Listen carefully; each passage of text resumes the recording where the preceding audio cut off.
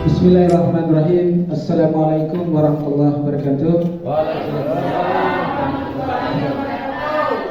Yang kami hormati Bapak Kepala Sekolah SMK Negeri 1 Sormandi atau pejabat yang mewakili, dalam hal ini diwakilkan oleh Bapak Wakasek Humas.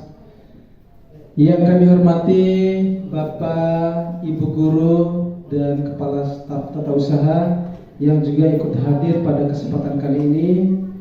Alhamdulillah wa syukurillah, kita panjatkan kepada Allah Subhanahu wa taala karena pada siang hari yang masih terasa panas ini kita masih diberikan kesempatan oleh Allah Subhanahu wa taala berupa kesehatan yang sehat walafiat sehingga kita dapat hadir mengikuti kegiatan ini.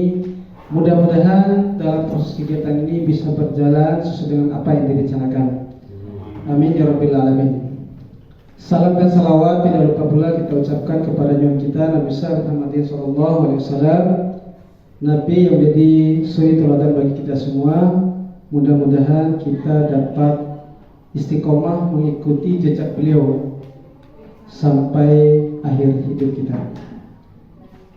Bapak, Ibu Guru yang kami hormati, adapun rangkaian kegiatan pada kesempatan kali ini yaitu seminar aksi nyata modul 1.4 budaya positif calon guru penggerak angkatan 9. Adapun susunan kegiatan pada kesempatan kali ini, yang pertama pembukaan, yang kedua sambutan dari Bapak Kepala Sekolah SMK Negeri 1 Sormandi, yang ketiga presentasi budaya positif. Nanti presentasinya dibagi dalam 3 tahap. Tahap pertama itu oleh Bapak Abdul Haris SP, yang tahap kedua oleh Bapak Ahmad Rahwan SPD, dan yang ketiga adalah saya sendiri, Bapak Ilham SPD.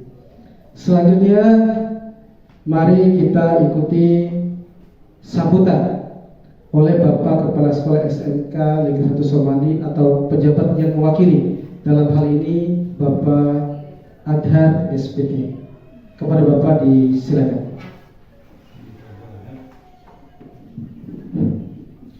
Baik, Assalamualaikum warahmatullahi wabarakatuh. Puji syukur kita panjatkan kehadirat Allah Subhanahu wa taala karena dengan segala rahmatnya sehingga pada siang hari ini kita bisa hadir di ruang rapat guru dalam rangka mengikuti bersama diseminasi atau seminar berbagi pengetahuan yang dilaksanakan oleh teman-teman kita calon guru penggerak angkatan 9 pada modul 1.4 tentang penerapan budaya positif di sekolah. Salawat dan salam kita kirimkan kepada junjungan kita Nabi Muhammad SAW. Mudah-mudahan semangat dan gairah beliau bisa kita teruskan sampai dengan akhir zaman. Bapak Ibu yang saya banggakan, tidak banyak hal yang bisa saya sampaikan pada kesempatan ini. Saya mewakili Bapak Kepala Sekolah mengucapkan selamat kepada ketiga calon guru penggerak. Mudah-mudahan kegiatan ini bisa berjalan dengan lancar. Kemudian kita semua bisa mendapatkan hasil, ya. Karena nanti akan ada sesi diskusi, ya. Jadi mohon kepada Bapak Ibu untuk bisa memanfaatkan kegiatan ini dengan sebaik-baiknya. Karena memang selalu ada perubahan itu hukum alam itu, termasuk juga konsep yang ditawarkan oleh guru penggerak. Bagaimana kita mengontrol, ya, tugas kontrol guru, ya, bagaimana kita mengelola kelas. Nah ini hal-hal baru ini yang mungkin sudah pernah kita dengar waktu saya melaksanakan kegiatan yang sama. Tetapi ini juga ada teman-teman baru dan memang akan selalu menarik untuk kita didiskusikan tentang penerapan budaya positif di sekolah. Sekali lagi, mudah-mudahan kegiatan ini berjalan ini mudah-mudahan kita mendapatkan hasil yang maksimal, manfaat yang besar demi tidak ada lain kecuali demi kita untuk mendapatkan melayani dan melaksanakan kegiatan pembelajaran yang semaksimal mungkin kepada peserta didik di sekolah. Itu saja mungkin yang bisa saya dapat sampaikan. Lebih dan kurang saya mohon maaf. Assalamualaikum warahmatullahi wabarakatuh.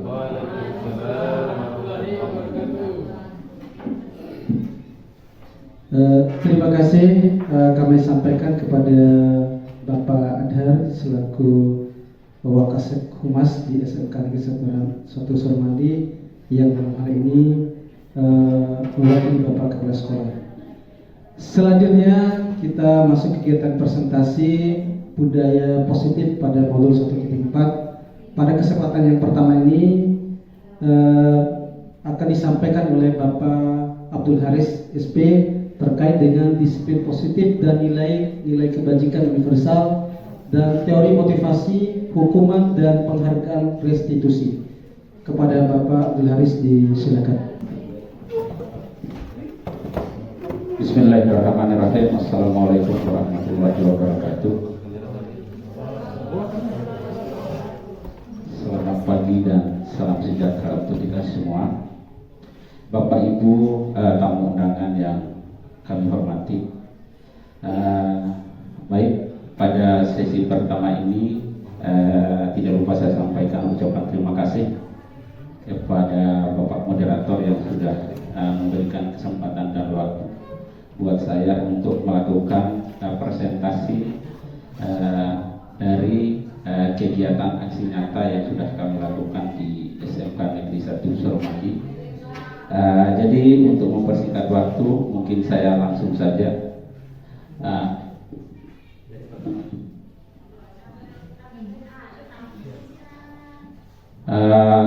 Bapak Ibu yang saya hormati, ada 6 konsep pada modul 1.4 terkait dengan budaya positif.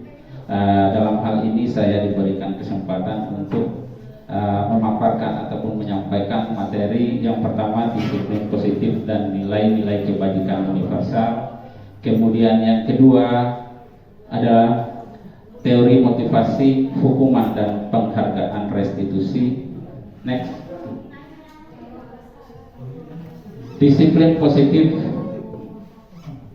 memiliki makna disiplin adalah kemampuan memerintah diri sendiri dalam mengontrol dan menguasai diri untuk memilih tindakan yang mengacu pada nilai-nilai yang kita hargai dengan penuh tanggung jawab.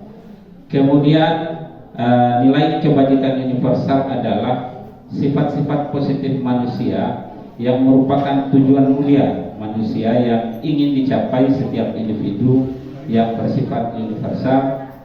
Nilai-nilai kebajikan yang ingin dicapai oleh setiap anak Indonesia kita kenal dengan profil pelajar Pancasila.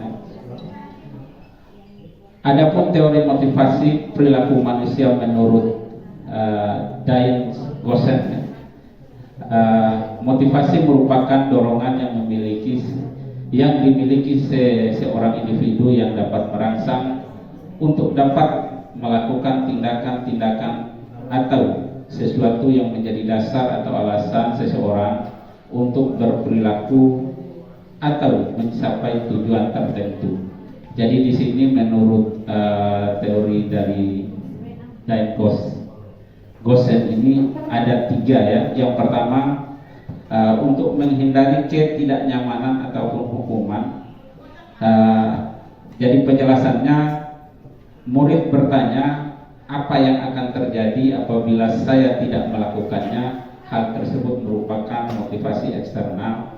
Kemudian yang kedua, untuk mendapatkan imbalan ataupun penghargaan dari orang lain. Jadi penjelasannya, murid bertanya apa yang akan saya dapatkan apabila saya melakukannya. Hal tersebut merupakan motivasi eksternal. Kemudian yang ketiga, yang terakhir, untuk menjadi orang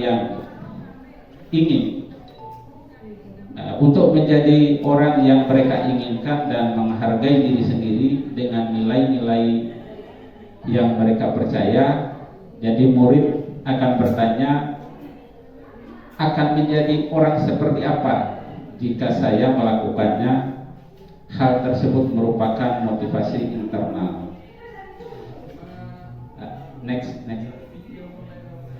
Kemudian yang berikutnya adalah konsep disiplin dengan pendekatan restitusi. Jadi ini adalah merupakan sebuah cara ataupun sebuah langkah untuk menanamkan disiplin pada murid. Kemudian selanjutnya apa itu restitusi? Jadi restitusi adalah proses menciptakan kondisi bagi murid untuk memperbaiki kesalahan mereka sehingga bisa kembali kepada kelompok mereka dengan karakter yang lebih kuat. Next. Kemudian ciri-ciri restitusi. Jadi ciri-ciri restitusi ini ada 7 ya. Yang pertama adalah menguatkan dan fokus pada solusi. Kemudian yang kedua fokus pada karakter bukan pada tindakan. Kemudian yang ketiga bukan menebus kesalahan tapi belajar dari kesalahan. Kemudian yang keempat mencari kebutuhan dasar yang mendasari tindakan. Kemudian yang kelima tawaran bukan paksaan. Yang keenam memperbaiki hubungan. Kemudian yang terakhir yang ketujuh menuntun untuk melihat ke dalam materi. Kemudian perbedaan. Jadi kasus ini adalah salah satu contoh kasus ya, murid datang terlambat ke sekolah. Jadi dari contoh kasus ini ada beberapa, ada 3 di sini. Yang pertama adalah hukuman. Jadi murid disuruh berdiri di depan kelas. Kemudian guru marah-marah ke murid. Kemudian murid disuruh menulis saya tidak akan terlambat lagi sebanyak 100 kali ya.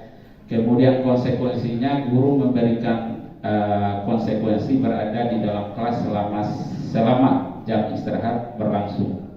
Kemudian guru tegas dan murid menghormati peraturan. Kemudian restitusi, guru menanyai keyakinan kelas ya yang telah disepakati dan guru membantu menyelesaikan masalah. Kemudian yang kedua, murid terbuka dan menghormati dirinya dan juga orang lain. Jadi untuk materi yang saya sampaikan ya, untuk sesi tanya jawabnya mungkin bisa kita lakukan di akhir ya. Presentasi dari beberapa calon guru penggerak angkatan 9 SMK 1 Sawanganti.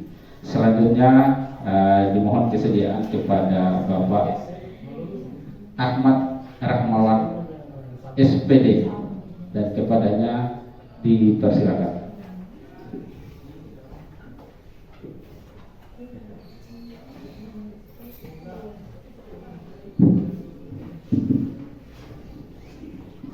Bismillahirrahmanirrahim. Assalamualaikum warahmatullahi wabarakatuh. Ya, semangat pagi.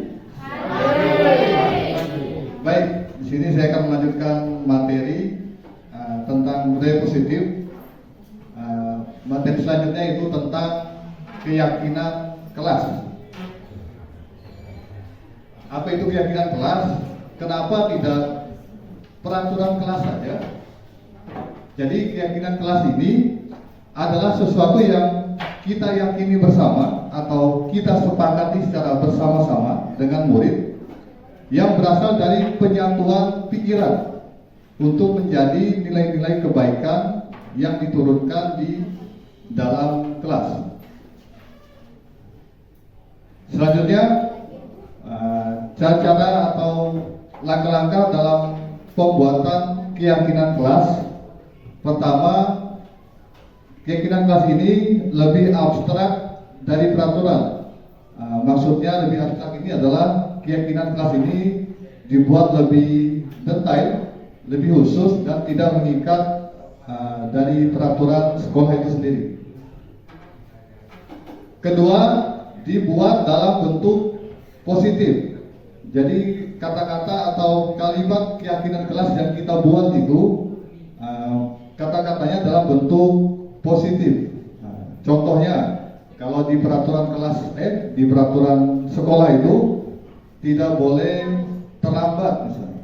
Jadi di keyakinan kelasnya kita buat datang tepat waktu ke sekolah. Jadi tidak ada kata-kata negatif di situ.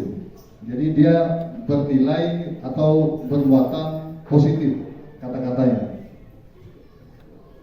Selanjutnya sesuai dengan kondisi kelas agar mudah diterapkan. Keempat, berupaya pernyataan universal. Kelima, keyakinan kelas itu dibuat dalam singkat saja agar mudah diingat oleh seluruh warga kelas. Keenam, semua warga kelas dilibatkan pada saat menyusun atau membuat keyakinan kelas. Jadi keyakinan kelas ini dibuat atas kontribusi dari murid dibantu oleh guru. Sebenarnya keyakinan kelas ini lebih tepatnya dibuat oleh wali kelas sebenarnya. Lanjut, materi selanjutnya yaitu tentang kebutuhan dasar manusia dan dunia berkualitas. Seluruh tindakan manusia, ya baik kita sebagai guru ataupun sebagai murid, tentu memiliki tujuan tertentu. Jadi semua yang kita lakukan adalah usaha terbaik kita untuk mendapatkan apa yang kita inginkan. Dan sebetulnya pada saat itu kita sedang memenuhi satu atau lebih dari kebutuhan dasar kita. Jadi di modul ini ada 5 kebutuhan dasar yang harus dipenuhi oleh baik kita sebagai guru maupun sebagai siswa. Pertama, kebutuhan untuk bertahan hidup. Ini jelas ya, karena kita perlu mempertahankan hidup, jadi adalah kebutuhan utama kita. Kedua, kebutuhan cinta dan kasih sayang.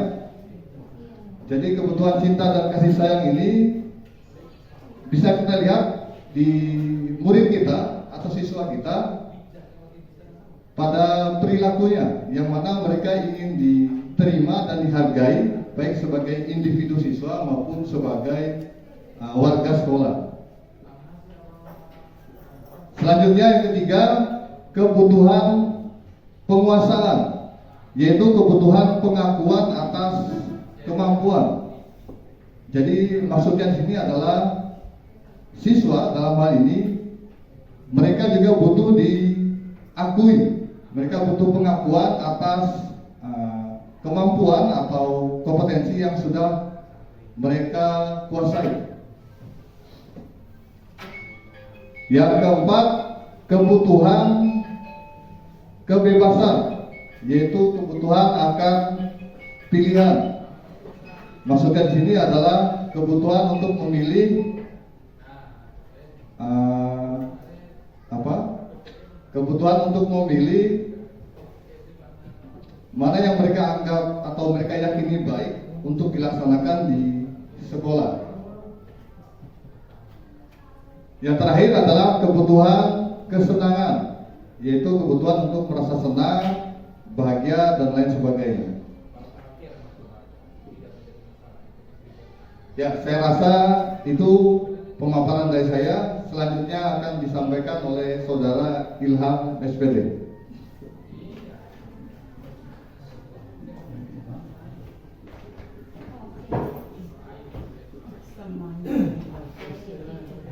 Ya, terima kasih kepada Bapak Ahmad Rahmawan SPD yang sudah menyampaikan materi presentasi yang kedua. Selanjutnya materi presentasi yang ketiga ini terkait dengan restitusi 5 posisi kontrol. Nah, untuk restitusi 5 posisi kontrol ini, yang pertama itu adalah sebagai penghukum. Ini bisa dilihat ilustrasinya itu penghukum, ya. Jadi terus yang kedua, pembuat rasa bersalah. Jadi pembuat rasa bersalah ini, jadi kita bagaimana kita menasihati siswa itu mereka bisa memiliki rasa bersalah pada dirinya. Terus yang ketiga itu sebagai teman. Ini sebagai teman ya kadang ini sering kita lakukan posisi sebagai teman. Ternyata ini juga ada kelirunya juga. Terus yang selanjutnya yang keempat itu sebagai pemantau. Ya, kita bisa mengamati kondisi siswa, keadaan siswa dan lain sebagainya. Terus yang kelima yaitu posisi sebagai manajer. Jadi posisi yang kelima ini sebenarnya posisi yang ideal bagi kita sebagai guru. Selanjutnya, untuk selanjutnya contoh penerapan 5 posisi kontrol guru. Nah, ini 5 posisi kontrol ini ketika ada kasus. Contoh misalnya kasus seperti ini, misalnya terlambat hadir di sekolah. Yang pertama misalnya sebagai penghukum.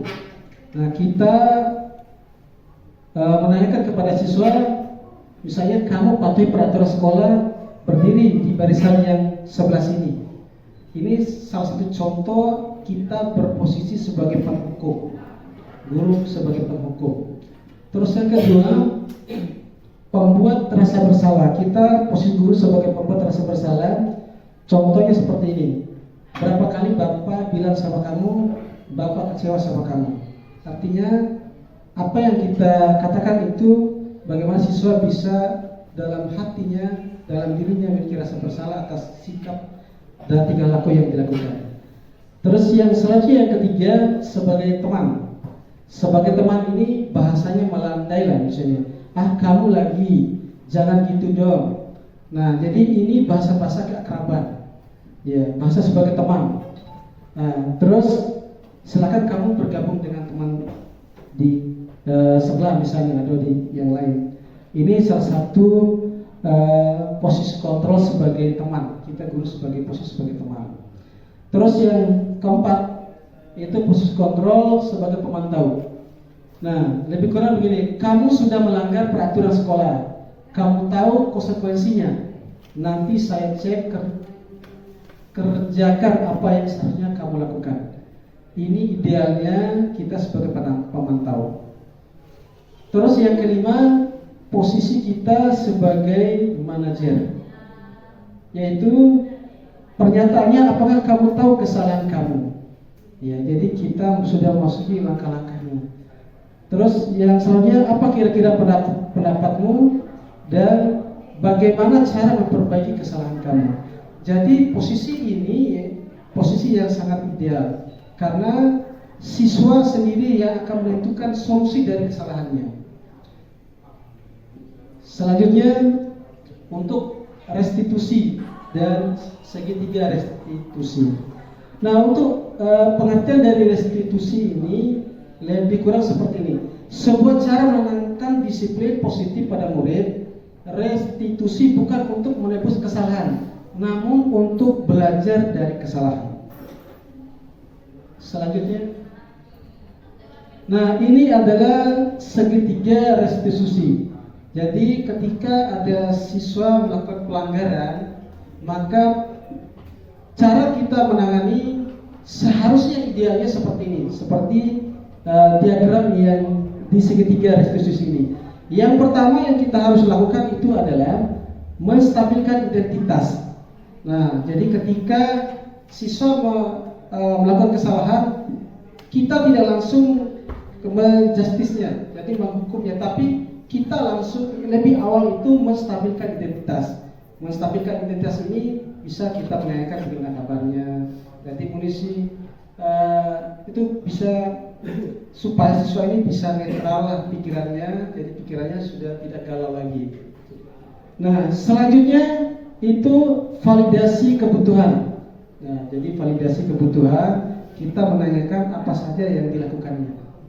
Pasti yang dilakukan siswa ini pasti ada alasannya. Jadi itulah validasi kebutuhannya. Terus yang selanjutnya itu menanyakan keyakinannya.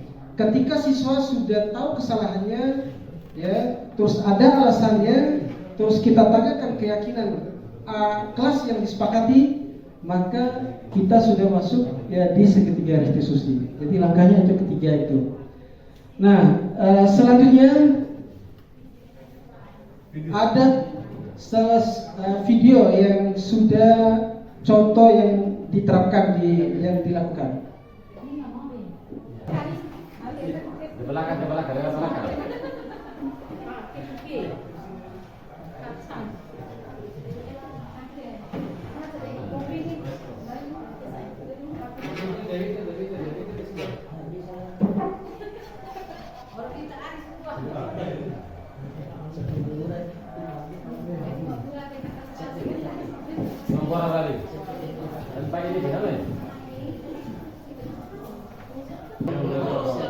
Ya, terima kasih kepada teman-teman guru sekalian yang sudah mengikuti kegiatan seminar aksi nyata modul 1.4 budaya positif ini.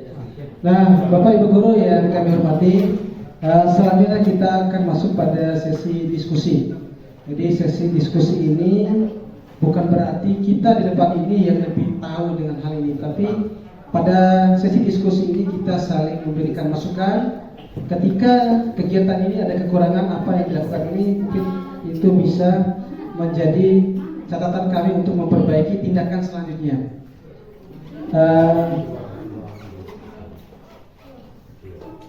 Oke, untuk kegiatan diskusi ini saya langsung yang menjadi moderatornya untuk membantu kegiatan diskusi.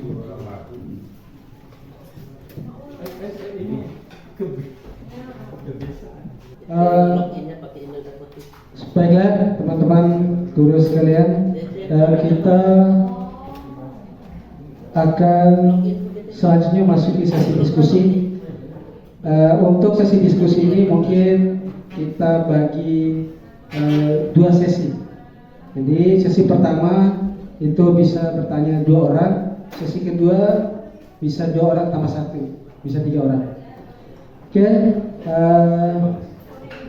untuk sesi pertama mungkin ada dari Bapak Ibu guru yang ingin memberikan masukan atau mengajukan pertanyaan terkait dengan apa yang kami presentasikan dari awal. Kami persilakan untuk sesi pertama 2 orang. Ya, silakan Pak Junaidin.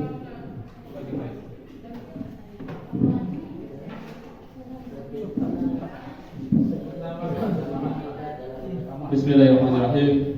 Assalamualaikum warahmatullahi wabarakatuh. Terima kasih atas waktu dan kesempatannya yang diberikan kepada saya untuk menanyakan terkait dengan budaya positif. Seperti apa yang barangkali sudah banyak sekali dipaparkan oleh teman-teman CKP angkatan ke-9. Dan yang perlu saya tanyakan di sini barangkali ya kita tahu bersama di sekolah kita ini, ya, kita tahu bersama bahwa anak-anak ini mempunyai latar belakang berbeda, pikiran anak-anak di sekolah kita berbeda, motivasi belajarnya juga berbeda. Jadi kadang-kadang anak-anak di sekolah ini ya hadir di sekolah tidak tepat waktu, kadang juga banyak sekali yang bolos. Oleh karena demikian, kira-kira barangkali mungkin ada ilmu baru dari teman-teman CKP. Kira-kira gimana sih cara menghadapi anak-anak yang seperti itu yang karakternya luar biasa keras sekali. Mungkin karakter di Jawa barangkali bolehlah mungkin apa yang disampaikan oleh teman-teman. Tetapi melihat kondisi dan karakter anak-anak kita di sekolah, lebih khusus di SMK Negeri 1 Sormandi, dengan kondisi siswa yang tidak mau tahu kalau namanya belajar, tidak mau tahu yang berkaitan dengan disiplin. Sekali lagi, kira-kira apa yang mungkin juga bisa dibagikan oleh teman-teman CKP kepada kita ini, supaya kita juga bisa bersama-sama bahu-membahu untuk memberikan budaya positif pada anak-anak ini, sehingga kedepannya sekolah kita ini lebih tertib, teratur, disiplin, dan harapannya terwujud profil pelajar Pancasila, yaitu pelajar yang berbaca itu beriman dan bertakwa kepada Tuhan Yang Maha Esa, kemudian mandiri, inovatif, kreatif, kemudian memiliki wawasan bineka secara global dan inovatif kreatif. Ya, itu barangkali yang diharapkan oleh kita semua. Mungkin bisa dijelaskan mungkin Pak Guru. Terima kasih. Assalamualaikum warahmatullahi wabarakatuh. Assalamualaikum warahmatullahi wabarakatuh. Satu lagi mungkin ada, ya silakan dari Ibu Yuyun Apriyani.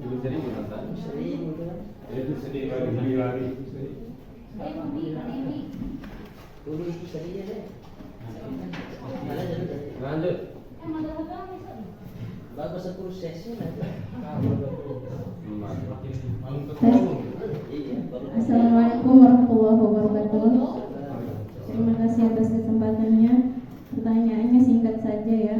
Saya ingin menanyakan kepada bapak-bapak calon guru penggerak, bagaimana cara bapak-bapak ini merefleksikan pengalamannya di sekolah dalam menerapkan segitiga restitusi.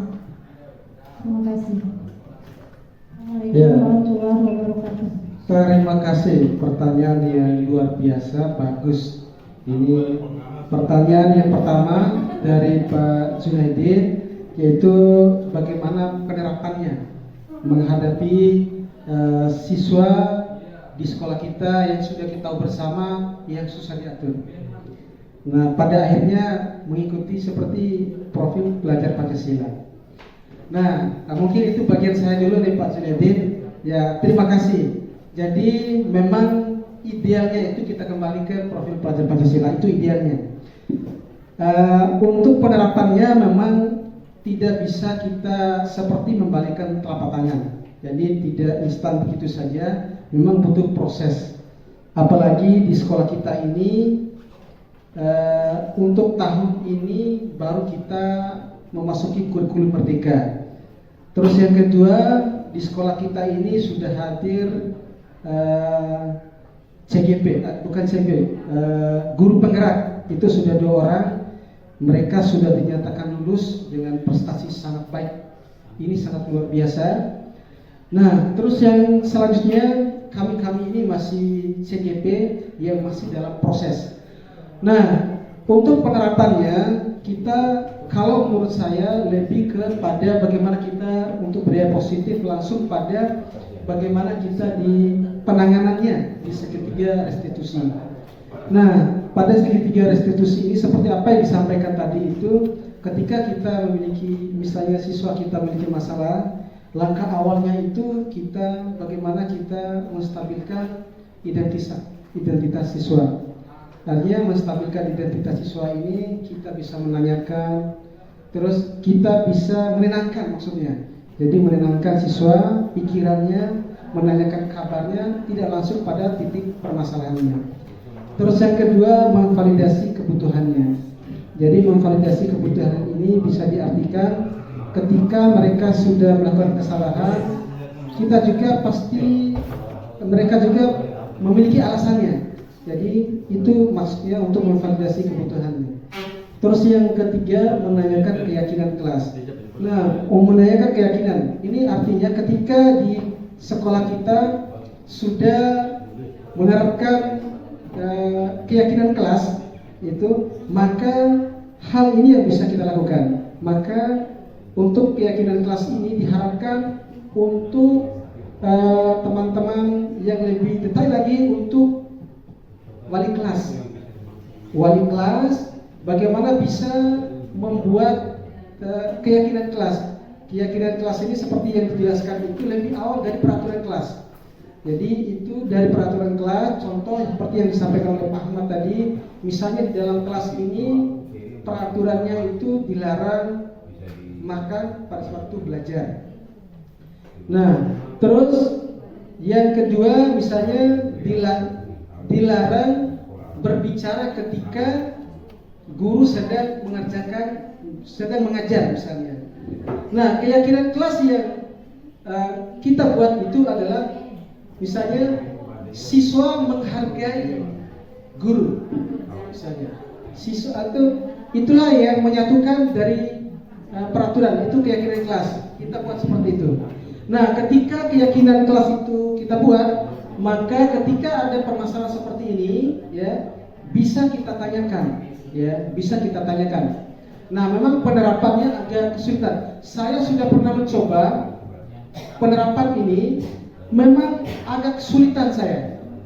Ketika ada siswa yang tidak hadir sama sekali ulangan. Nah, ketika ditanyakan, saksinya itu ada Pak Ahmad, ada Pak Haris, kalau nggak salah itu, saya tanyakan kabarnya sudah melalui diagram seperti ini, menstabilkannya sudah. Terus ketika saya tanyakan alasannya, jawabannya itu tidak ada alasannya. Jadi saya sebagai guru pun terasa bingung bagaimana cara menyelesaikan permasalahannya.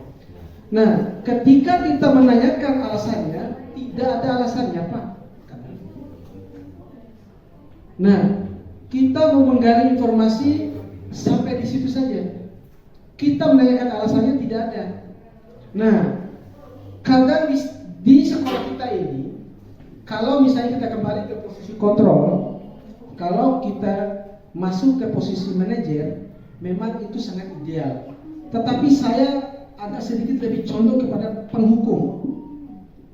Artinya, ketika mereka melakukan suatu kesalahan atau pelanggaran, tetap kita melalui proses menstabilkan dengan sedikit tiga restitusi. Tetapi untuk penghukum pun harus, kalau menurut saya, ini pendapat saya pribadi.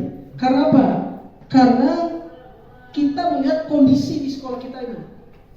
Mungkin beda dengan sekolah di kota-kota yang sudah maju, karakternya beda-beda. Kita ini karakternya agak keras. Jadi dengan kalimat yang lembut, ya, tidak ampuh. Ya, jadi untuk posisi kontrol ini bisa digandeng kalau menurut saya, sebagai penghukum dan juga sebagai posisi sebagai manajer. Jadi sebagai manajer ini bisa mengakomodir penghukumnya itu supaya hukumannya bukan berupa fisik, ya, tidak boleh menghukum berupa hukuman fisik, tetapi hukuman yang beri pembelajaran. Contoh misalnya kalau dia terlambat, bisa kamu pungut sampah dan masukkan ke tempatnya, mungkin bisa seperti itu. Mungkin untuk pertanyaan Pak Junedi, mungkin singkat itu saya jawab. Terima kasih. Assalamualaikum warahmatullahi wabarakatuh. Selanjutnya dari pertanyaan Ibu Yuyun Aryani, SPD. Ya, silakan Bu. Ya. Tadi kan dibilang hukumannya kayak memungut sampah. Nah, misalnya nih kan kita lagi mengajar di kelas, siswa kita yang terlambat dan kita menghukum dengan memungut sampah. Siapa yang akan menjaga atau mengontrol dia yang sedang memungut sampah sedangkan kita ada di kelas mengajar? Oke, jadi memang itu terkait dengan kasus seperti itu di kelas kan beda-beda ini. Nah, ketika kita mendapatkan kasus seperti Ibu Baria misalnya di kelas, ya, ketika siswa misalnya ada melakukan pelanggaran, ya kita melihat kondisi di kelas kita. Jadi ketika misalnya kita sesuaikan saja, jangan kita mengambil posisi menghukum dengan misalnya memungut sampah karena tidak ada sampah misalnya. Tapi bisa kita berikan hukuman kepada siswa, misalnya kamu bisa membaca ini atau membaca peraturan ini, kamu bisa mengerjakan ini. Maksudnya yang tidak menghukum, yang tidak sesuai dengan yang ada di sekitar lingkungan itu. Nah, ada juga di modus 1.4 ini ada istilah ada badja, yaitu ada aksinya, ada rencananya. Jadi tindakan-tindakan itu bisa dilakukan seperti itu. Mungkin untuk sementara, mungkin itu yang bisa saya jawab dulu. Mungkin Ibu Baria kondisional saja mungkin ketika ada masalah seperti itu. Ya, silakan Pak Iwan. Assalamualaikum warahmatullahi wabarakatuh. Pakai mic Pak. Jadi dalam penerapan budaya positif, Pakai mic.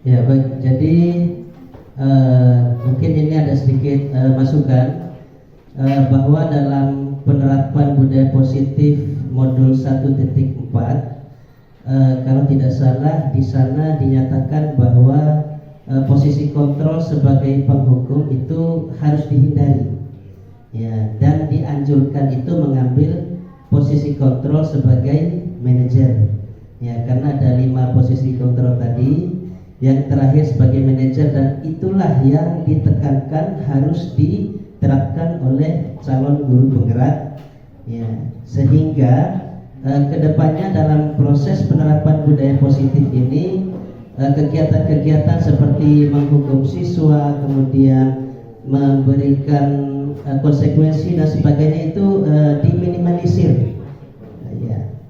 Kemudian seperti kasusnya Ibu Bariah tadi, misalnya ketika mengajar kemudian ada yang telat masuk lalu diberi hukuman memungut sampah di luar, itu Ibu Bariah. Ya, jadi itu adalah hal yang harus dihindari dalam penerapan budaya positif ini. Ya, jadi sebisa mungkin Ibu Bariah mengambil posisi kontrol sebagai manajer dengan menerapkan segitiga restitusi terhadap siswa yang telah masuk tadi. Ya, itu saja mungkin masukan. Terima kasih. Assalamualaikum warahmatullahi wabarakatuh. Waalaikumsalam. Terima kasih kepada Pak Irwan yang telah memberikan masukan. Ini masukan yang sangat luar biasa. Jadi memang idealnya kita berada di posisi yang kelima itu posisi sebagai manajer. Ya, maksud saya tadi kenapa saya harus menselipkan hukuman itu ketika saya berhadapan dengan kasus apa yang saya rasakan. Saya berupaya karena ini adalah proses. Jadi insya Allah itu kita akan mencoba terus berproses dengan apa yang kita pelajari. Ya, saya pernah berdiskusi dengan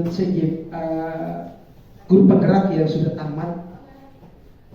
Secara belak-belakan dia menyebutkan memang susah, memang susah. Tapi ini memang harus dicoba.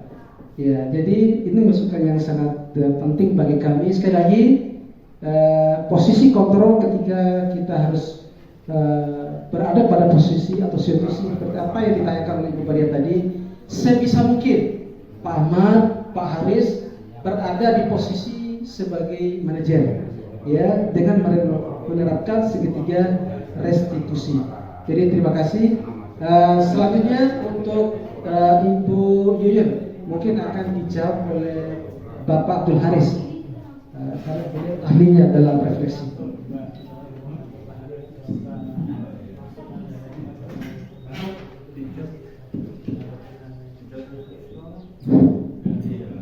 Baik. Assalamualaikum warahmatullahi wabarakatuh. Jadi sebelum saya menjawab apa yang ditanyakan oleh Ibu Yuyun, jadi mungkin saya sedikit tambahan saja mungkin terkait dengan pertanyaan yang disampaikan oleh Ibu Bariah. Kemudian ada masukan yang sangat luar biasa sekali dari salah satu guru penggerak, ya, sebelumnya angkatan yang ke-7 ya di sekolah kita yang tercinta ini, yaitu di SMK Negeri 1 Suramadu. Jadi terkait dengan pertanyaan Ibu Bariah, dia mengambil satu contoh kasus, misalnya ada siswa yang datangnya terlambat, ya, kemudian sudah dijawab oleh calon guru penggerak angkatan yang ke-9 bahwa bentuk hukuman yang diberikan kepada siswa yang melakukan pelanggaran itu adalah dengan menyuruh, ya, kepada siswa tersebut untuk memungut sampah misalnya. Kemudian lanjutan dari pertanyaan Ibu Bariah tadi, kira-kira siapa yang melakukan pengontrolan ataupun yang melakukan pengawasan, yang mengawasi anak-anak, misalnya anak itu disuruh untuk memungut sampah. Jadi kalau mungkin hemat saya, biasanya kalau anak-anak itu kan tidak langsung nyelonong, ya, barangkali mungkin seperti itu yang dihadapi oleh bapak dan ibu guru juga. Biasanya anak-anak itu sebelum masuk ke ruang kelas itu kan dia mengetuk pintu dulu, kemudian mengucapkan salam terlebih dahulu, ya. Jadi saya rasa misalnya posisi kontrol yang disampaikan oleh Pak Ilham tadi adalah disuruh memungut sampah, ya. Jadi itu adalah merupakan salah satu bentuk hukuman ya hukuman yang bisa dilakukan secara spontanitas, mungkin yang membuat anak-anak itu bisa menjadi ada semacam efek jerah, sehingga kesalahan itu tidak dilakukan lagi untuk hari-hari berikutnya. Kemudian masukan Pak Ilham, jadi tujuan dari salah satu program dari guru penggerak ini, jadi hukuman dalam bentuk fisik seperti itu tentu sangat dihindari mungkin. Jadi 5 posisi kontrol sebagai guru itu salah satunya adalah sebagai manajer. Jadi anak-anak itu kita misalnya tentu kan sudah buat kesepakatan ya. Jadi misalnya anak-anak itu kesepakatan itu kan dibuat bersama dengan guru ya, bersama dengan guru, kemudian bersama disepakati juga dengan siswa ya. Jadi ketika misalnya siswa itu melakukan kesalahan, tentu mereka sadar ya dengan apa yang mereka lakukan, dengan kesalahan apa yang sudah dilakukan. Nah itulah kita di dalam mengikuti program guru penggerak ini salah satu materinya adalah menangani kasus dengan menyelesaikan kasus dengan segitiga restitusi. Jadi yang pertama adalah menstabilkan identitas ya, kemudian yang kedua validasi kebutuhan, bukan validasi kebutuhan, validasi tindakan yang salah, kemudian yang terakhir ya menanyakan keyakinan. Jadi dengan segitiga restitusi ini saya rasa penanganan kasus yang yang kita jumpai seperti yang dicontohkan oleh Ibu Bahia tadi, bisa kita mengambil posisi sebagai manajer ya. Kemudian pertanyaan Ibu Yuyun, bagaimana cara merefleksi di sekolah terkait dengan segitiga restitusi.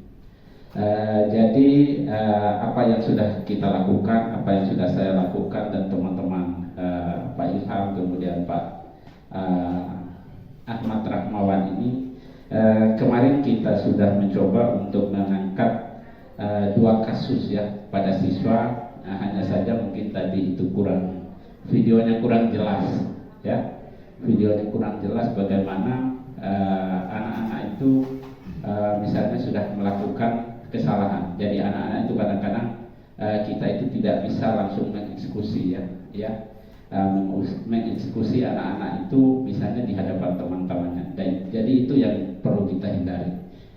Jadi hal baik yang bisa kita lakukan di sini adalah anak-anak itu dipanggil ya, bisa dipanggil ke ruangannya ya, ruangan kita ya, maupun di tempat yang dianggap mungkin steril dari teman-temannya. Jadi itu adalah satu contoh kasus yang sudah kita buat di segitiga restitusi yang kita pelajari di modul 1.3 ya Pak Ilham. Kemudian di samping itu juga kadang-kadang ada kasus misalnya ya yang bisa langsung kita eksekusi, misalnya langsung di tempat itu. Jadi kasus yang kita ambil kemarin itu anak-anak melakukan pelanggaran, melakukan pelanggaran di mana ada salah satu anak yang tidak memakai baju seragam ya. Nah biasanya Bapak Ibu guru itu sebelum masuk anak-anak itu disuruh masuk ke ruang kelas ya. Jadi kita itu biasanya berdiri dulu di depan ruang kelas ya. Nah, jadi tidak menutup kemungkinan kalau ada anak misalnya ya pada hari-hari tertentu tidak memakai seragam. Jadi dalam kasus itu kemarin kita langsung mengambil tindakan ya, langsung di situ kita stopkan dulu, kemudian menanyakan ya alasan kepada anak itu kenapa dia tidak memakai seragam seperti yang digunakan oleh teman-temannya. Kemudian biasanya anak itu ada saja alasannya ya. Jadi ada saja alasannya, ada alasannya bajunya belum kering, ada alasannya bajunya robek ya, terutama sekali yang laki. Saya masih ingat apa yang disampaikan oleh almarhum Pak Aris ya. Jadi dari pertama dia jadi pembina upacara selama 3 tahun itu Pak Adham ya, selama 3 tahun itu anak-anak itu menyampaikan alasan yang sama. Nah, jadi apa alasannya? Kenapa kamu tidak memasukkan baju? Ya, jadi alasannya resletingnya rusak. Ya. Bahkan satu waktu Pak Arif kebetulan ada rapat dengan orang tua siswa yang menyampaikan masalah itu kepada orang tua. Ya. Nah, jadi kalau di segi 3 restitusi yang sudah kita lakukan kemarin itu menanyakan kepada anak itu kenapa dia tidak memakai seragam. Jadi jawaban dari anak-anak itu baju saya kotor, kemudian tidak sempat cuci. Yang mungkin seperti itu ya. Video singkat yang kami lakukan sebagai ambil satu contoh kasus ya, terkait dengan disiplin, kemudian disiplin dan tanggung jawab terhadap seorang siswa. Atau barangkali Pak Ahmad ada tambahan terkait dengan pertanyaan Ibu Yuyu? Bisa diceritakan pengalaman ketika menerapkan segitiga restitusi. Baik, terima kasih. Saya mencoba menjawab dari pertanyaan Pak Junaidi dulu. Kasus kebunyanya sama. Penanganan kasus ini latar belakang siswa yang berbeda-beda. Refleksi penerapan segitiga restitusi. Hampir sama dengan Ibu Yun sebenarnya. Tapi sebelum kita masuk ke masalah itu sebenarnya, seperti yang materi saya sampaikan tadi, dasar kita untuk bisa melakukan tindakan restitusi kepada siswa itu kita harus punya keyakinan kelas dulu atau kesepakatan kelas yang kita buat secara bersama-sama antara guru dengan siswa. Jadi harapannya aturan itu memang muncul dari siswanya.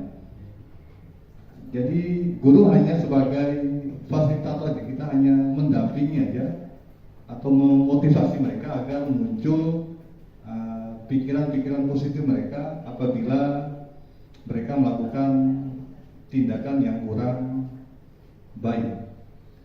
Jadi dasarnya memang harus ada keyakinan kelas dulu.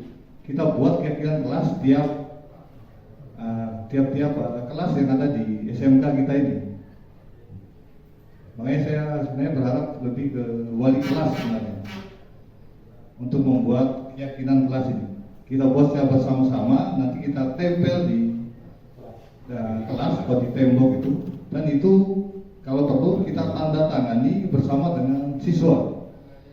Kalau di BUMN itu seperti fakta integritas, itu adalah bukti komitmen kita terhadap kesepakatan yang sudah kita buat.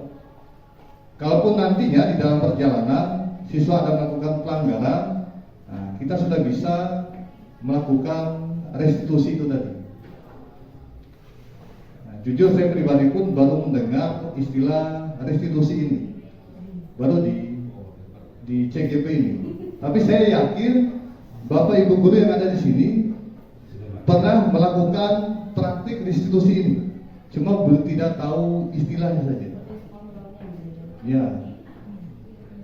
Dan jujur kalau saya pribadi pun kalau melakukan restitusi di terhadap siswa ini, seperti Pak Ilham bilang tadi, memang karakter siswa kita, terutama orang Bima ini agak sedikit keras.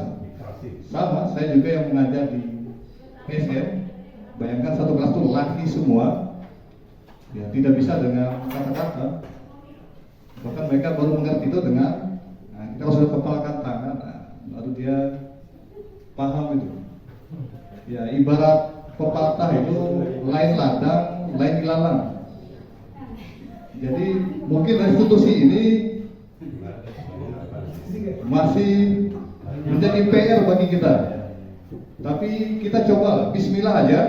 Ini adalah langkah baik, karena saya berpikir satu langkah ini lebih baik daripada 1000 rencana. Jadi tidak ada salahnya kita coba saja dulu, kita lakukan saja dulu. Terima kasih.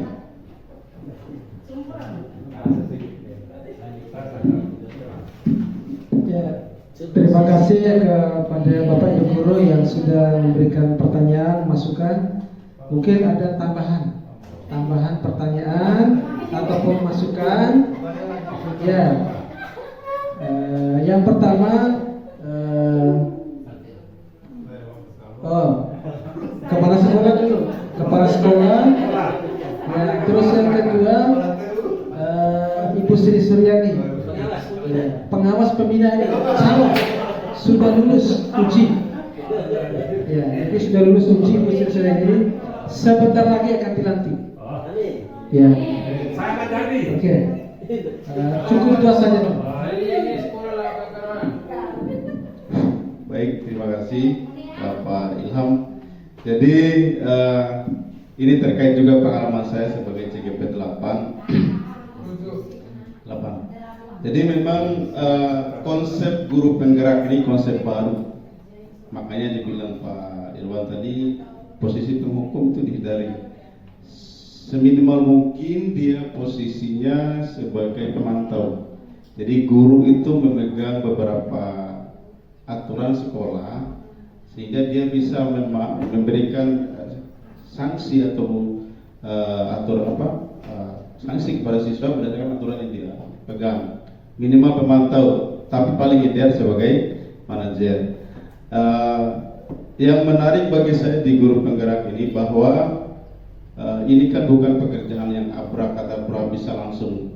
Jadi semuanya butuh proses, terutama pendekatan-pendekatan yang menarik lainnya adalah bahwa di konsep guru penggerak ini pendekatannya berbasis aset, bukan berbasis masalah. Kalau kemudian kita mengeluh, itu berbasis masalah pendekatannya, sehingga pertanyaan yang paling akan ditanyakan kepada sekolah misalnya nanti di pengawas manajerial itu biasanya apa yang sudah dicapai, bukan apa yang masih kurang. Sehingga kita kepada siswa itu memang butuh semangat, dan yang paling penting adalah semangat kolaborasi. Gak akan cukup 10 guru penggerak di sekolah kalau memang seperti itu. Ada semangat manajerial yang bagus dari pimpinan, kemudian turun ke bawah, sehingga mulai dari sedikit demi sedikit ya pola-pola guru penggerak yang diikat di konsep guru penggerak mudah-mudahan bisa kita laksanakan. Bukan tidak mungkin kalau menurut saya. Mengenai pertanyaan Ibu Yuyun juga tentang refleksi kegiatan restitusi yang sudah pernah saya lakukan, siswa bukan menolak, cuma agak kaget saja. Nah, sehingga tahapan-tahapan seperti Pak Ahmad bikin kesepakatan kelas, bahkan guru-guru, misalnya kami guru produktif mungkin punya kesepakatan kelas yang berbeda dengan guru yang lain. Wali kelas di dalam ruangannya silakan dibuat, guru dengan matpel dengan siswanya silakan dibuat sendiri, karena memang karakter mata pelajaran berbeda-beda, misalnya tentang penggunaan alat praktik dan sebagainya, itu dibuat juga. Jadi sekali lagi konsep guru penggerak ini sesuatu yang baru dan tidak serta-merta harus ada perubahan, tapi bagaimana usaha kita supaya bisa sedikit demi sedikit mencoba hal-hal yang ini, dan mudah-mudahan itu bawa perubahan positif untuk kita ke depan. Demikian, Assalamualaikum warahmatullahi wabarakatuh. Boleh nggak Mata bertanya sedikit terkait dengan yang disampaikan Pak Irwan? Ya, kita lanjut dulu nanti tambahan. Mata penasaran dengan Ya, televisi ya? selanjutnya Ibu Sri Suryani, pengawas yang sebentar lagi akan dilantik. Terima kasih atas kesempatan dan waktu yang diberikan. Assalamualaikum warahmatullahi wabarakatuh. Sebelumnya saya memberikan aplaus untuk CGP 9 yang memberikan materi seminarnya cukup sangat bagus. Mendesain materi seminar dengan lengkap dengan ilustrasinya sangat bagus dan pemaparannya juga sangat rinci. Terima kasih. Kedua, Komisi 29. Baiklah, kita membahas dari nilai budaya positif. Dari semua yang dibahas, segitiga restitusi, nilai-nilai kebajikan universal, kemudian kebutuhan dasar manusia, posisi kontrol, kesepakatan kelas, semuanya berhubungan satu sama lain. Yang pertama itu yaitu yang tadi itu yang membuat segitiga restitusi di sini. Saya memberikan sedikit masukan, terutama untuk pertanyaan Ibu Yuyun, merefleksikan tadi ya. Kalau hukuman itu tidak memperbaiki kesalahan, tetapi mereka tidak mengulangi kesalahan karena takut. Jarang dia sadar. Kalau seharusnya kita di sini itu yaitu bagaimana cara memperbaiki kesalahan, tetapi timbul dari kesadaran sendiri, bukan karena hukuman. Nah, itulah tugas kita di sini. Saya juga termasuk GP 7 ini. Nanti bersama-sama kita cari posisi kontrol apa yang tepat untuk kita siswa di sini dari kelima posisi kontrol, yaitu penghukum, kemudian pemantau, manajer, teman, sama pembuat rasa bersalah. Apa yang cocok, meskipun idealnya itu adalah sebagai manajer, tetapi bagaimana cara kita memperbaiki kesalahan itu sehingga dia tidak mengulangi atas kesadaran, bukan karena takut hukuman. Ya, sebelumnya kita buat dulu kesepakatan kelas itu antara wali kelas itu, misalnya ada 7 setiap kelas, tidak boleh terlambat, tidak boleh buang sampah sembarangan. Itu ditempel dalam kertas karton, ditempel dalam kelas, sehingga suatu saat apabila siswa yang melakukan kesalahan, kita bisa menyadarkan dia dan dia membuat kesadarannya sendiri. Oh iya, saya sudah melanggar kesepakatan yang saya buat. Ya, kita menanyakan dia, membuat tawaran untuk dia, bukan kita, kamu tidak boleh begitu. Nah, misalnya, kamu tahu tidak kesalahan kamu hari ini? Oh iya, tahu Bu. Kamu melanggar kesepakatan tidak? Iya Bu. Kesepakatan poin berapa kamu langgar? Poin 5 misalnya, datang terlambat. Lalu bagaimana menurut kamu nanti selanjutnya memperbaiki kesalahanmu? Ya, dia ungkapkan sendiri bagaimana dia memperbaiki kesalahannya, bukan kita yang menghukum gitu. Supaya dia berikutnya nanti dia bisa menyadari, timbul dari dirinya. Begitu. Bagaimana kira-kira menurut kamu supaya kamu tidak mengulangi lagi? Misalnya tadi, oh saya begadang Bu, terlambat sekolah. Oh bagaimana selanjutnya nanti supaya kamu tidak terlambat?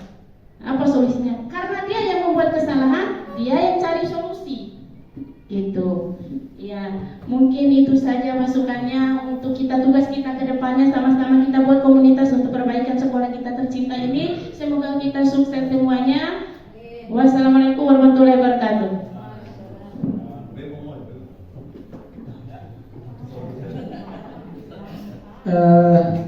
Terima kasih Bapak Ibu Guru yang sudah hadir pada seminar aksi nyata modul 1.4 budaya positif ini.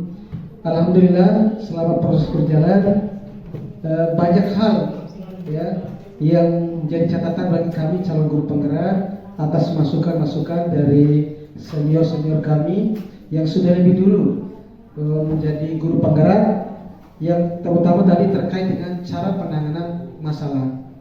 Jadi kesimpulan akhir dari kita itu adalah idealnya itu adalah kita bagaimana posisikan kita di 5 posisi kontrol itu adalah kita menjadi manajer. Nah, sebisa mungkin kita mengusahakan itu. Walaupun ini adalah proses awal kita, ini kita mulai dari start dari nol. Kita ini start dari nol.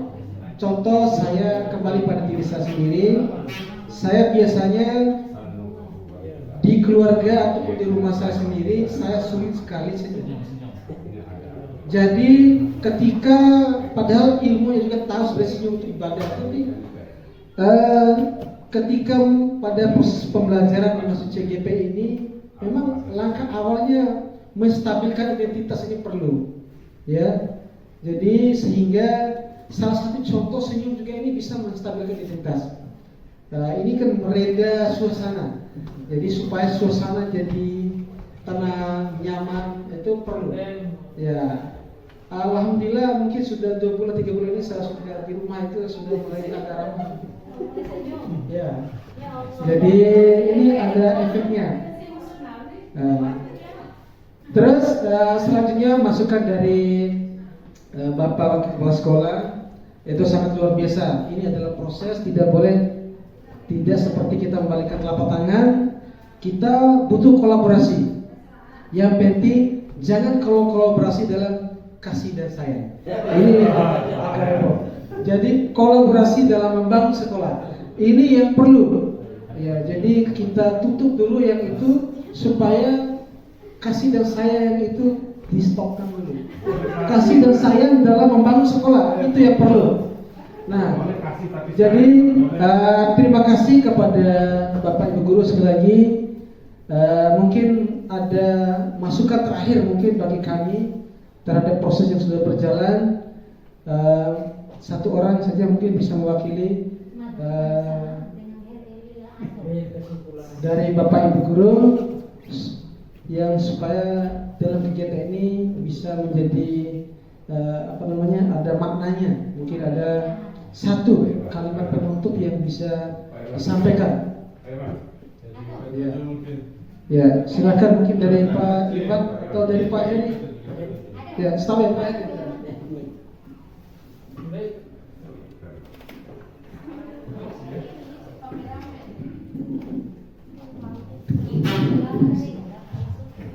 Bismillah. Assalamualaikum warahmatullahi wabarakatuh. Baik, terima kasih atas kesempatan yang diberikan. Walaupun mungkin salah orang karena mungkin ada yang lebih senior. Baik, dari apa yang kami dengarkan dari paparan dari teman-teman tadi, ini kegiatan yang sangat luar biasa, tapi menjadi tantangan memang tersendiri dari apa yang disampaikan oleh Pak Junaidi tadi. Bagaimana aplikasi dari ilmu ini kemudian kita berhadapan langsung dengan keadaan siswa yang berbeda.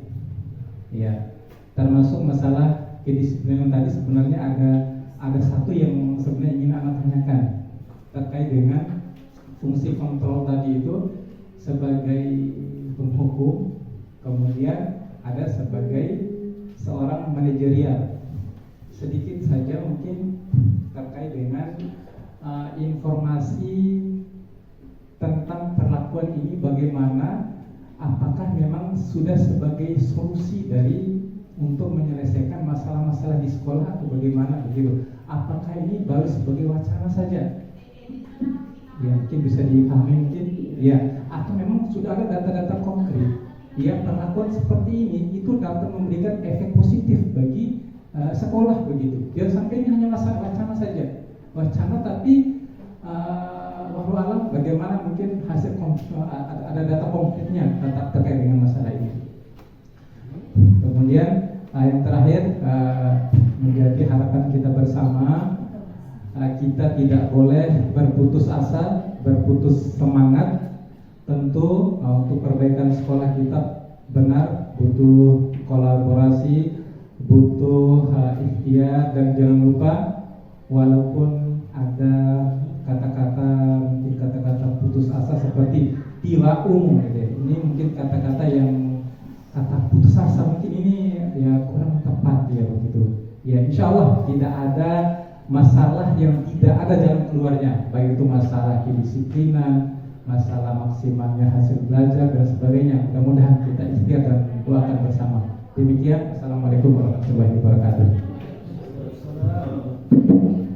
Terima kasih kami sampaikan kepada Bapak Heri Mulyono masukan sarannya, jadi sangat membantu kami dalam berproses ini.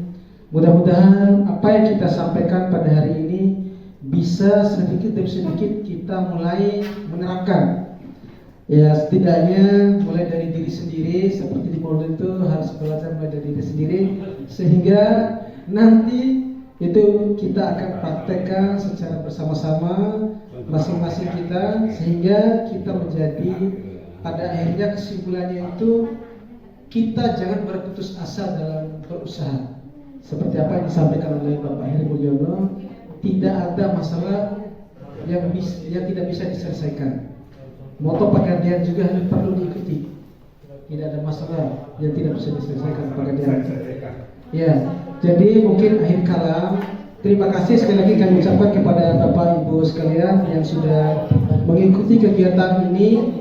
Mudah-mudahan kehadiran Bapak Ibu guru semua dapat menjadi catatan amal bagi Bapak Ibu guru dan menjadi sebagai amal dan untuk di kemudian hari.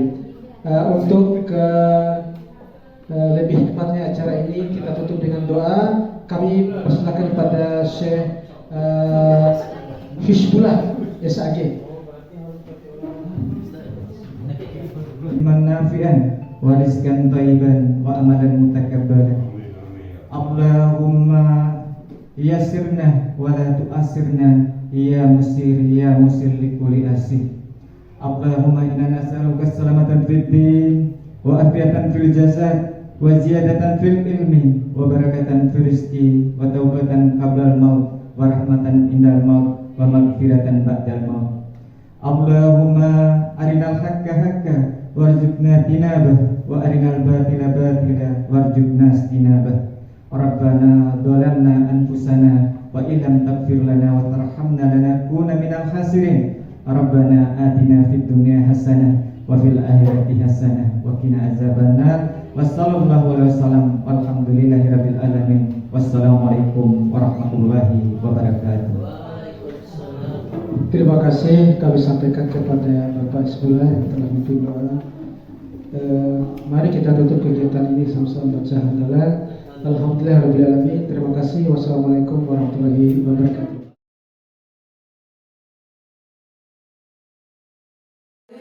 Assalamualaikum warahmatullahi wabarakatuh. Waalaikumsalam warahmatullahi wabarakatuh.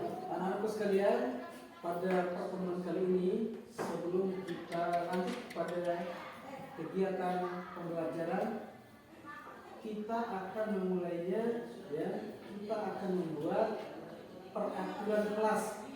Nah, setelah kita membuat peraturan kelas, kita akan lanjut ke membuat keyakinan kelas. Nah, langkah-langkahnya nanti siswa-siswi sendiri yang akan membuat peraturan kelas dan keyakinan kelas. Nah, nanti Pak Guru akan membagikan stick note ini, ya. Nah, di stick note ini nanti kalian akan menulis, ya, menulis peraturan kelas yang diinginkan. Ya, contoh seperti yang kata Pak Guru, misalnya di ruang kelas tidak boleh membuang sampah sembarangan, ya. Nah, setelah itu ditulis, nanti ditempelkan di sini, ya. Nanti ditempelkan di sini. Setelah itu kita sepakati untuk membuat keyakinan kelas dan kita akan baca sama-sama. Ya, setuju? Setuju. Oke, kita mulai. Oke, Pak Guru akan membagikan stick note-nya. Ya, Pak Guru akan membagikan stick note-nya. Ya.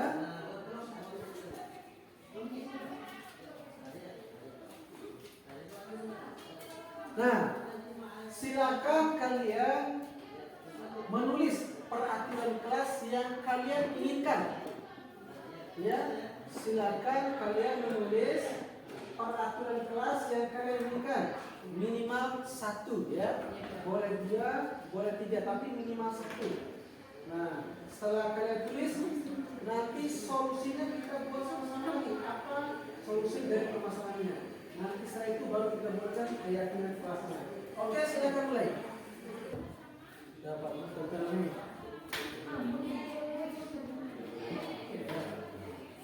Siapa ini? Sudah. Sudah?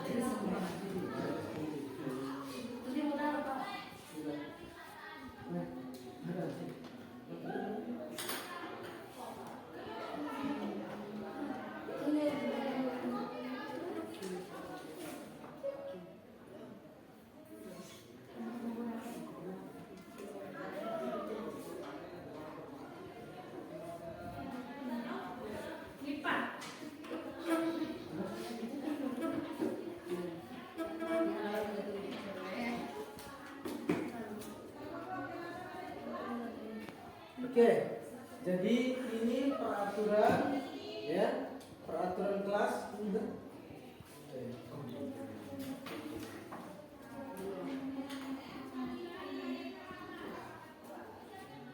Ya, ini peraturan kelas yang sudah kalian tulis, dan peraturan kelas ini kita akan jadikan keyakinan kelas ya.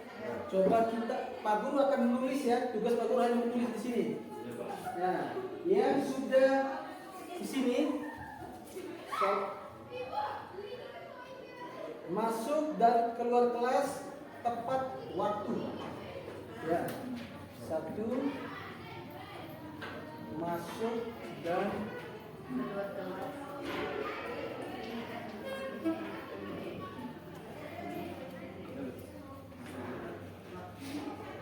Ya, ini sudah.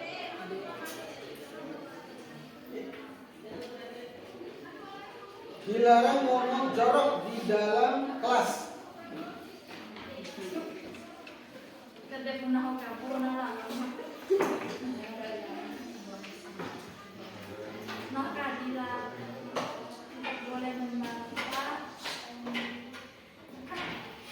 Boleh membantah. Nah, terus selanjutnya tidak boleh membantah apa yang diberitakan guru. Silakan.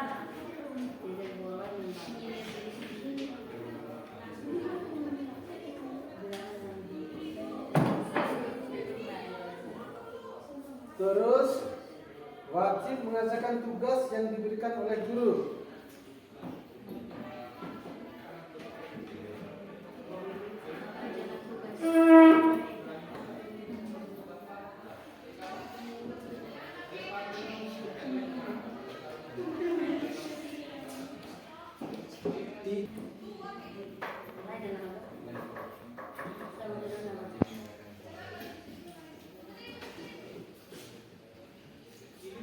Terus dilarang berbicara ketika guru sedang menjelaskan.